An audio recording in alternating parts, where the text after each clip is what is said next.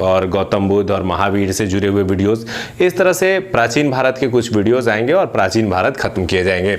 तो चलिए प्राचीन भारतीय इतिहास को थोड़ा सा हम लोग समझते हैं और इसके इस चैप्टर को जो स्पेशली हमारा है प्रागैतिहासिक काल से पाषाण काल से जुड़ा हुआ ये चैप्टर, उसको आगे बढ़ते हैं।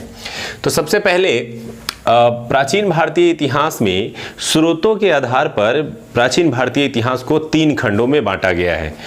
स्रोतों के आधार पर बांटे गए इस 3 खंडों को नाम दिया गया है प्राग ऐतिहासिक काल, आध ऐतिहासिक काल और ऐतिहासिक काल। इन तीनों में क्या अंतर होता है, चलिए सबसे पहले इसे समझते हैं। प्रागैतिहासिक काल उसे कहते हैं जिस समय के स्रोत जो है वो केवल पुरातात्विक है, लिखित स्रोत नहीं है। अर्थात इतिहास का वह कालखंड जिसका केवल पुरातात्विक स्रोत मिला है, लिखित स्रोत यानी साहित्यिक स्रोत नहीं मिला है, उस कालखंड को प्रागैतिहासिक काल कहते हैं। उदाहरण के लिए भारतीय इतिहास में जो पाषाण काल है अर्थात पत्थर का प्रयोग का काल है, उसे हम लोग प्रागैतिहासिक काल के रूप में जानते हैं। वहीं आध ऐतिहासिक काल क्या है, तो इतिहास का वह कालखंड जिसके पुरातात्विक स्रोत हैं और साहित्यिक स्रोत भी मिले हैं, लेकिन उन साहित्यिक या लिखित स्रोत को अब तक पढ़ा नहीं जा सका है, ऐसे काल को आध ऐतिहासिक काल कहते हैं। उदाहरण के लिए हड़प्पा सभ्यता या सिंधु घाटी सभ्यता, क्योंकि सिंधु घाटी सभ्यता से जो लिपि है वो मिली है, लेकिन उस लिपि को अभी तक पढ़ा नहीं जा सका है, इसीलिए हड़प्पा संस्कृति को हम आध ऐतिहासिक सभ्यता के रूप में जानते हैं।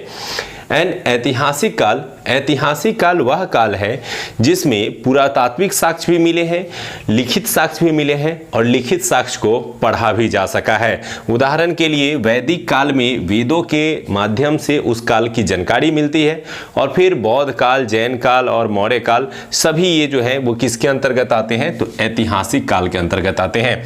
तो इस प्रकार से प्राचीन भारती को हम लोग भारत को 3 भागों में बांटते हैं, वो स्रोतों के आधार पर, प्रागैतिहासिक काल, आध ऐतिहासिक काल और ऐतिहासिक काल। तो आज जो हमारा चैप्टर है वो बेसिकली ये चैप्टर है प्रागैतिहासिक काल।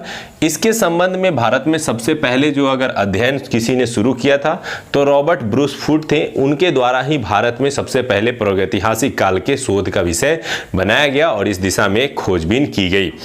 अगर बात करें वैश्विक स्तर पर तो 1820 में जर्गेनस थॉमसन द्वारा पाषाण काल के रूप में इसे विभाजित किया गया और इसे 3 भागों में बांटा गया, पाषाण काल, कांस्य युग और लौह युग। पाषाण काल, कांस्य युग और लौह युग ये कैसे बांटे जाते हैं इसको समझिए। किसी काल विशेष में मानव द्वारा अपने जीवन की सुविधाओं के लिए विभिन्न प्रकार के धातु और अस्त्रों का प्रयोग किया जाता था। जिस काल में मानव द्वारा अपने जीवन के उपयोग के लिए पत्थरों का प्रयोग किया गया, उस काल को पत्थर काल अर्थात पाषाण काल कहा गया। पाषाण का मतलब यहाँ पत्थर है। तो जिस काल में पत्थरों का उपयोग हुआ उसे स्टोन एज या पाषाण काल के रूप में जानते हैं। वहीं जिस काल में मानव ने अपने जीवन में हथियार और अन्य सुविधाओं के रूप में कांस्य के धातु का प्रयोग किया, अर्थात कांस्य एक मिश्र धातु है जो तांबा और टीन के मिलाने से बनता है, इस कांस्य के उपयोग करने वाले काल को हम कांस्य युग या ब्रॉन्ज एज के नाम में जानते हैं। जैसे सिंधु घाटी सभ्यता, सिंधु घाटी सभ्यता को एक कांस्य युगीन सभ्यता के रूप में जाना जाता है। वहीं वह काल जिस काल में मानव ने लोहे का प्रयोग किया, वह काल लौह युग या आयरन एज के नाम से जाना जाता है। भारत में उत्तर वैदिक काल से आयरन एज की शुरुआत मानी जाती है। तो इस प्रकार से प्राचीन भारतीय प्रागैतिहासिक काल में उस समय के लोगों द्वारा उपयोग किए गए आधुनिक अस्त्रों के आधार पर उनको 3 भागों में भी बांटा जाता है, पाषाण काल यानी पत्थर का काल, कांस्य युग यानी कांस्य का उपयोग और लौह युग अर्थात लोहे का उपयोग। अगर भारत में पुरातात्विक विभाग की बात करें तो भारत में पुरातात्विक विभाग के जनक अलेक्जेंडर कनिंघम को माना जाता है, जो कई बार एग्जाम में पूछा गया है और इन्हीं पुरातात्विक स्रोतों पर आधारित है हमारा पूरा का पूरा पाषाण काल। तो चलिए हम लोग सबसे पहले इसमें आगे बढ़ते हुए प्रागैतिहासिक काल में जो पहला स्टेप है वो है पाषाण काल, स्टोन एज अर्थात पत्थर का काल। पत्थर के इस काल को उसके काल विशेष में जो घटनाएं हुई उस दौरान वहाँ के जो मानव थे उनके द्वारा विभिन्न प्रकार के जो अस्त्र शस्त्र के प्रयोग किए गए, रहन सहन के तौर तरीके थे, इसके आधार पर स्टोन एज को भी 3 भागों में बांटा जाता है। तो कई भाग बट गए हैं, कंफ्यूजन क्रिएट होना शुरू हो गया होगा। चलिए फिर से समझाते हैं। प्राचीन भारत को सबसे पहले स्रोतों के आधार पर 3 भागों में, प्राग ऐतिहासिक काल, आद ऐतिहासिक काल और ऐतिहासिक काल। हम अब बात कर रहे हैं सबसे पहले प्राग ऐतिहासिक काल की। प्राग ऐतिहासिक काल में मानव द्वारा विभिन्न प्रकार के अस्त्र शस्त्र के लिए विभिन्न प्रकार के वस्तुओं का प्रयोग किया गया। उसके आधार पर 3 भाग में बांटा गया। पहला पाषाण काल, दूसरा कांस्य युग और तीसरा लौह युग। अब हम आते हैं पाषाण में। पाषाण काल वह काल था जिस काल में मानव द्वारा अपने उपयोग के लिए पत्थरों का प्रयोग किया गया। अब इस पत्थरों के प्रयोग वाले काल को स्टोन एज के रूप में जानते हैं और इस स्टोन एज को भी 3 भागों में बांटते हैं। अब ये कौन कौन है? तो 3 भाग हैं, पूरा पाषाण काल, मध्य पाषाण काल और नव पाषाण काल। तो इस पूरा पाषाण, मध्य पाषाण और नव पाषाण काल जो बांटा गया है 3 भागों में, क्या है इन तीनों के बीच अंतर और क्या क्या पूछे जाते हैं इनसे प्रश्न, आइए इसी को हमने इस चार्ट में सजाया है। पढ़ने के लिए अगर आप पढ़ेंगे तो ये तीनों ही चैप्टर को काफ़ी विस्तृत रूप में पढ़ाया गया है, लेकिन मैंने कोशिश किया है कि कम शब्दों में यहाँ से जो प्रश्न आते हैं उसको आप आसानी से टैकल कर पाएँ। तो चलिए सबसे पहले इस चार्ट को समझिए। मैंने यहाँ कुछ आधार लिखे हैं जिसके आधार पर इन सब का विवरण किया गया है, और इसमें पूरा पाषाण काल जो सबसे पहले आया, मध्य पाषाण काल जो उसके बाद आया और नव पाषाण काल जो सबसे बाद में आया को अरेंज किया गया है। तो सबसे पहला जो आधार है हमारा वो है काल। सबसे पहला आधार क्या है? काल। काल का मतलब यहाँ है टेनियर यानी टाइम पीरियड से किस काल में कौन सा युग था। तो पूरा पाषाण काल का जो है वो 25 लाख BC से इसकी शुरुआत होती है और 10,000 BC तक ये काल माना जाता है। यहाँ कुछ दोस्त जो होंगे जिन्हें BC और AD में भी अंतर में थोड़ी सी परेशानी हो रही होगी। AD का मतलब है ईस्वी और BC का मतलब है ईसा पूर्व। तो 25 लाख ईसा पूर्व से लेकर के 10,000 ईसा पूर्व के बीच के काल में जो है वो पूरा पाषाण काल का विकास हुआ। वहीं मध्य पाषाण काल 10,000 से लेकर के 4,000 ईसा पूर्व के बीच का काल माना जाता है, और नव पाषाण काल 10,000 ईसा पूर्व से लेकर 1,000 ईसा पूर्व के बीच का काल माना जाता है। तो इस तरह से ये काल के आधार पर इसे बांटा गया है। आप सोच रहे होंगे कि मध्य पाषाण काल भी 10,000 से लेकर 4,000 है और नव पाषाण काल भी 10,000 से लेकर 1,000 है। वास्तव में ये दोनों ही काल एक ही समय में आगे बढ़ रहे थे। कुछ हिस्सों में लोगों को जानकारी थोड़ी धीमी थी तो वहाँ मध्य पाषाण चल रहा था, कहीं कहीं लोगों ने विभिन्न प्रकार के धातु और कृषि से जुड़े हुए खोज कर लिए थे तो वहाँ स्थिति ज़्यादा बेहतर होती चली गई। तो इसीलिए मैंने यहाँ पे लिखा भी है कि मध्य पाषाण एवं नव पाषाण एक संक्रमण काल था जिसे पूरी तरह से टाइमिंग के आधार पर बांटा नहीं जा सकता है। तो यहाँ आप ध्यान रखेंगे कि ये 25 लाख से लेकर के 10,000, ये 10,000 से 4,000, आप इसे याद करने के लिए 10,000 से 1,000 भी याद कर सकते हैं, कहीं कहीं 4,000 से 1,000 भी दिया गया है तो आप उसे भी ध्यान रख सकते हैं, ज़्यादा परेशानी नहीं होगी। अब आते हैं, बात करते हैं चरण। तो कुछ काल ऐसे थे जिन्हें कई स्टेप में बांटा गया। चूंकि पूरा पाषाण काल वह काल था जिसमें मानव ने अपने जीवन का सबसे लंबा समय बिताया। आज तक अगर देखा जाए कि मानव ने अपने जीवन का सबसे लंबा समय किस काल में बिताया है तो वह है पूरा पाषाण काल। और इस पूरा पाषाण काल के लंबे टाइम पीरियड को भी 3 भागों में बांटा जाता है, जिसे पूर्व पूरा पाषाण काल, मध्य पूरा पाषाण काल और उच्च पूरा पाषाण काल कहते हैं। तीनों में वहाँ के जीवन के लोगों के द्वारा उपयोग किए गए बड़े पत्थर के हथियारों के आधार पर ही इन्हें बांटा गया है। तो बहुत ज़्यादा गंभीर प्रश्न यहाँ से नहीं आते हैं, इसलिए मैंने केवल ये चरण आपको बताए हैं कि पूरा पाषाण काल को भी 3 चरणों में बांटा गया है। अब आते हैं हम लोग लक्षण की ओर कि तीनों ही कालों के अलग अलग गुण थे। इस लक्षण को हम लोग उसके गुण के रूप में भी देख सकते हैं कि आखिर वे कौन से गुण थे जिसके आधार पर तीनों काल अलग अलग दिखाई देते हैं। पूरा पाषाण काल वह काल था जब मानव पूरी तरह से आदि मानव के रूप में जीवन जीते थे। जंगलों में रहना, आखेट अर्थात शिकार करना उनका मुख्य पेशा था। शिकार करने के साथ साथ वो खाद्य संग्राहक की भूमिका में थे। तो ये याद रखेंगे कि पूरा पाषाण काल में जो मानव थे उनका मुख्य जो कार्य था वो था एक आखेटक के रूप में कार्य करना अर्थात एक शिकारी के रूप में कार्य करना, और दूसरा था खाद्य संग्राहक अर्थात वे अपने भोजन के लिए एक स्थान से दूसरे स्थान पे भटकते रहते थे। उदाहरण के लिए किसी एक क्षेत्र के जंगल में जाते थे, वहाँ के बहुत सारे जो जानवर होते थे धीरे धीरे उनका शिकार करना, और जैसे ही वो जानवरों की संख्या वहाँ घट जाती थी तो वे दूसरे स्थान पे जाकर के निवास करने लगते थे। तो वो अपने भोजन को संग्रहित करने के लिए यहाँ वहाँ घूमते रहते थे, इसीलिए उन्हें क्या कहा गया, खाद्य संग्राहक। तो इस काल की सबसे बड़ी विशेषता अगर कुछ थी तो वो ये थी लक्षण में कि वे आखेटक अर्थात शिकारी थे और खाद्य संग्राहक थे, और इस समय उन्हें कृषि और पशुपालन की कोई जानकारी नहीं थी। लेकिन जब समय आगे बढ़ता है और मध्य पाषाण काल में ये आते हैं तो मध्य पाषाण काल में वे आखेटक तो बने रहे, खाद्य संग्राहक भी बने रहे, लेकिन यहाँ एक नई चीज हुई कि उन्होंने पशुपालन की शुरुआत की।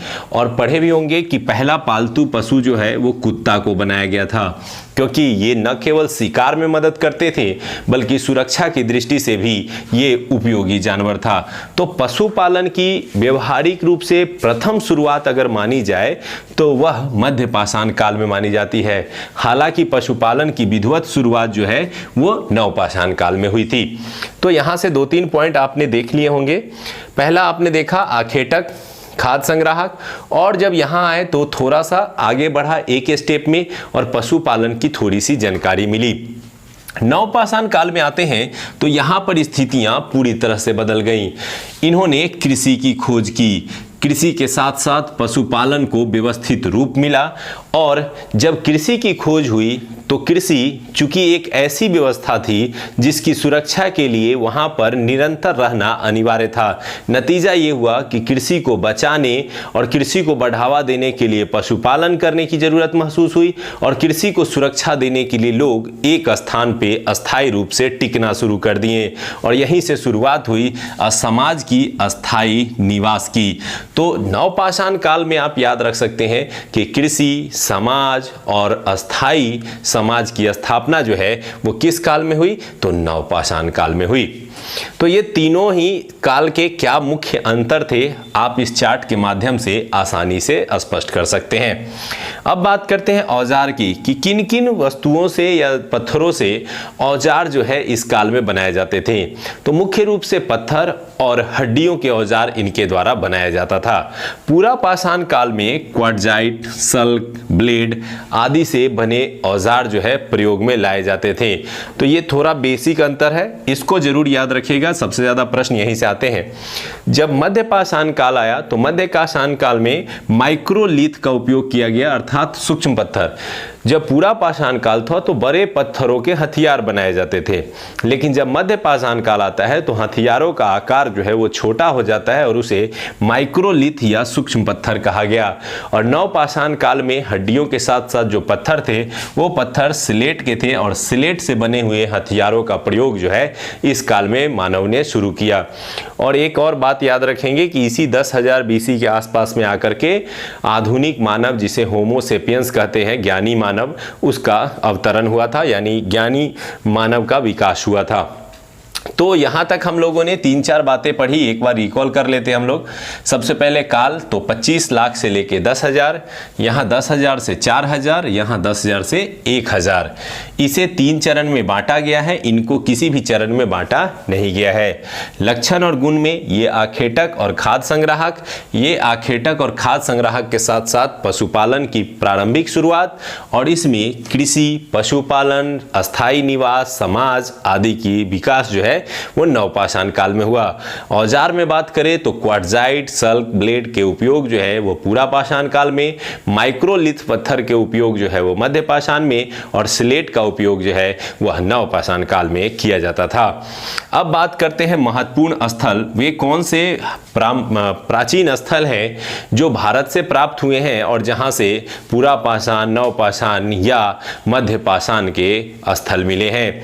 तो उसमें से वो इंपॉर्टेंट स्थल मैंने चूज किए हैं जहां से प्रश्न पूछे जाते हैं। तो सबसे पहले आते हैं पूरा पाषाण काल में। तो अतिरमपक्कम एक जगह है तमिलनाडु में और हथनोरा एक जगह है एमपी में। यहाँ से सबसे पहले मानव के खोपड़ी का अवशेष यानी साक्ष्य जो है वो मिला है। तो यानी मानव के खोपड़ी के प्रथम प्रमाण कहाँ से मिले हैं, तो दो नाम आपको याद रखने हैं, अतिरमपक्कम तमिलनाडु और हथनोरा एमपी। ये वो जगह है जहाँ से मानव के कंकाल यानी खोपड़ी के अवशेष जो है वो मिले हैं। इसके अलावा भीमबेटका, इसे VVI कर लेंगे, बहुत सारे एग्जामों में पूछा गया है। भीमबेटका नर्मदा घाटी एमपी में स्थित है। यहाँ से सबसे प्राचीन चित्रकारी के प्रमाण मिले हैं और ये चित्रकारी के प्रमाण की सबसे बड़ी विशेषता ये है कि यह केवल पूरा पाषाण से संबंधित नहीं है बल्कि ये मध्य पाषाण और नवपाषाण काल से भी संबंधित है। तो कई बार यहाँ से प्रश्न पूछे जाएंगे कि भीमबेटका किस राज्य से, तो मध्य प्रदेश। कहाँ से, तो नर्मदा घाटी से। इसके अलावा भीमबेटका से क्या प्राप्त हुआ है, तो प्राचीनतम चित्रकारी के साक्ष्य मिले हैं और ये चित्रकारी के साक्ष्य किस काल से जुड़े हैं, तो यह तीनों काल से जुड़े हैं, अर्थात पूरा पाषाण काल से भी जुड़ा हुआ है, मध्य पाषाण से भी जुड़ा हुआ है और नवपाषाण से भी जुड़ा हुआ है। इसके अलावा मिर्जापुर यूपी आप जानते होंगे और मिर्जापुर से जो है वो तीनों काल के औजार मिले हैं। तो मिर्जापुर और भीमबेटका ये दो आसानी से याद कर सकते हैं। इसके अलावा अतिरमपक्कम और हथनोरा भी आप याद कर सकते हैं जहां से मानव खोपड़ी के प्रथम साक्ष्य मिले हैं। अब बातें हैं मध्य पाषाण काल में। मध्य पाषाण काल के अधिकांश स्थल यूपी से प्राप्त हुए हैं। इसमें चौपानी मांडो जो है वो यूपी से प्राप्त हुए हैं और यहाँ से मृदभांड के सबसे प्राचीन साक्ष्य मिले हैं। मृदभांड का मतलब यहाँ आप मिट्टी के बर्तन से है और मिट्टी के बर्तनों के सबसे पहले प्रयोग जो है वो कहाँ से मिले हैं, तो चौपानी मांडो से मिले हैं यूपी, और ये काल जो है लगभग मध्य पाषाण काल का माना जाता है। इसके अलावा सराय नहराय ये भी यूपी से मिला है और यहाँ से भी कुछ विशेष स्थल जो है वो मध्य पाषाण काल के प्राप्त हुए हैं। लेकिन सबसे ज़्यादा अभी तक जो पूछे जाने वाले प्रश्नों में है वो है बागौर जो राजस्थान में है और आदमगढ़ जो एमपी में है। ये बागौर और आदमगढ़ से सबसे पहले पशुपालन के प्रमाण मिले हैं और सबसे पहले अगर पालतू पशु के रूप में किसी को बनाया गया था तो वो था कुत्ता। अब आते हैं कुछ प्रमुख स्थल जो नवपाषाण काल के हैं। सबसे ज़्यादा अभी तक जो प्रश्न पूछे गए हैं वो नवपाषाण कालीन स्थलों से ही पूछे गए हैं, तो इसलिए ये तो बहुत ही इंपॉर्टेंट हो जाते हैं। तो सबसे पहला है बुर्जहोम। ये तो कितनी बार पूछा गया है। बुर्जहोम कहाँ है, कश्मीर में। ये कश्मीर से बुर्जहोम की प्राप्ति हुई, उसकी कुछ प्रमुख विशेषताएं हैं कि यहाँ से गर्तवास अर्थात लोगों के गड्ढे में रहने के अवशेष मिले हैं। तो ये क्वेश्चन पूछा जाता है कि गर्तवास या गड्ढों में निवास स्थल का अवशेष कहाँ से मिला है, तो बुर्जहोम कश्मीर से मिला है। इसके अलावा कश्मीर से इस बुर्जहोम से एक और अवशेष मिला है कि मानव के साथ कुत्ते के दफनाए जाने का अवशेष मिला है। इसे भी कई प्रश्नों में पूछा गया है कि मालिक के साथ कुत्ते को दफनाने का प्रमाण कहां से प्राप्त हुआ है। तो बुर्जहोम कश्मीर से न केवल गर्तवास बल्कि कब्र में मालिक के साथ कुत्ते के भी दफनाने के प्रमाण मिले हैं, इसलिए ये बुर्जहोम काफी इंपॉर्टेंट हो जाता है। देन सेकेंड है गुफा कराल। गुफा कराल क्या है, तो ये कश्मीर में स्थित है और यहाँ से भी कई जो है प्राचीन नवपाषाण कालीन अवशेष मिले हैं। तो ये दोनों ही क्वेश्चन पूछे जाते हैं, बुर्जहोम और गुफा कराल। याद रख सकते हैं इसमें भी गुफा शब्द लगा हुआ है, हालांकि गुफा वाले घर का प्रमाण जो है वो बुर्जहोम से मिला हुआ है। इसके बाद आते हैं चिरांद। चिरांद बहुत ही प्रसिद्ध रहा है, बिहार के सारण जिले में स्थित ये स्थल काफ़ी प्रसिद्ध रहा है अपने नवपाषाण काल के लिए। यहाँ से मृदभांड के साथ साथ कुछ जो है अवशेष मिले हैं, स्पेशली औजार मिले हैं जो हड्डी और पत्थर से बने हुए हैं। तो चिरांद से नवपाषाण कालीन स्थल जो है वो बिहार के चिरांद से प्राप्त हुआ है। इसके अलावा कोल्डिहवा यूपी बहुत फेमस रहा है, क्योंकि चावल का प्रथम प्रमाण जो है वो अगर कहीं से मिला है तो कोल्डिहवा यूपी से मिला है। और मेहरगढ़ बलूचिस्तान से जो है वो कृषि का पहला प्रमाण मिला है। तो याद रखिएगा, थोड़ा सा डिफरेंस है कि कृषि का पहला प्रमाण कहाँ से मिला है और चावल का पहला प्रमाण कहाँ से मिला है। तो चावल का पहला प्रमाण कोल्डिहवा से और मेहरगढ़ से कृषि का पहला प्रमाण मिला है। इसके अलावा आते हैं इसमें कुछ प्रमुख खोज जो इस काल में किए गए। उसमें सबसे पहला मानव के द्वारा किया गया खोज या आविष्कार माना जाता है आग को। आग मानव द्वारा पहला आविष्कार था जिसका खोज जो है वो पूरा पाषाण काल में ही किया गया। हालांकि पूरा पाषाण काल के लोगों को आग का पूर्णतः उपयोग पता नहीं था। इसका व्यवहारिक उपयोग जो है वो मध्य पाषाण काल में शुरू हुआ। तो आप यहाँ 2 पॉइंट याद रख सकते हैं कि आग का खोज जो है वो पूरा पाषाण काल में हुआ, लेकिन इसका व्यवहारिक उपयोग जो है वह मध्य पाषाण काल में जाकर के शुरू हुआ। लेकिन वहीं आते हैं जब नव पाषाण काल में, तो कुछ नए नए खोज किए गए। जैसे कृषि का खोज जो है वह नवपाषाण काल में किया गया। विधिवत पशुपालन की खोज जो है वह नवपाषाण काल में किया गया। इसके अलावा समाज और ग्राम की बस्ती का जो निर्माण है वह भी नवपाषाण काल की देन है। और सबसे बड़ा जीवन को गति देने वाले पहिए अर्थात यातायात के लिए पहिए की खोज, चाक के लिए पहिए की खोज जो है मुख्य रूप से जो है वो नवपाषाण काल में हुई। तो इससे भी प्रश्न आते हैं कि पहिए की खोज, कृषि की खोज आदि किस काल में हुए, तो नवपाषाण काल में। और आग की खोज किस काल में हुए, तो पूरा पाषाण काल में। इसके अलावा 2-3 पॉइंट और याद रख सकते हैं कि मानव द्वारा प्रयोग में लाया गया पहला जो हथियार था वो कुल्हाड़ी था। इसके अलावा पहला जो धातु था वो तांबा था, और जो पहला पालतू जानवर था वो कुत्ता था।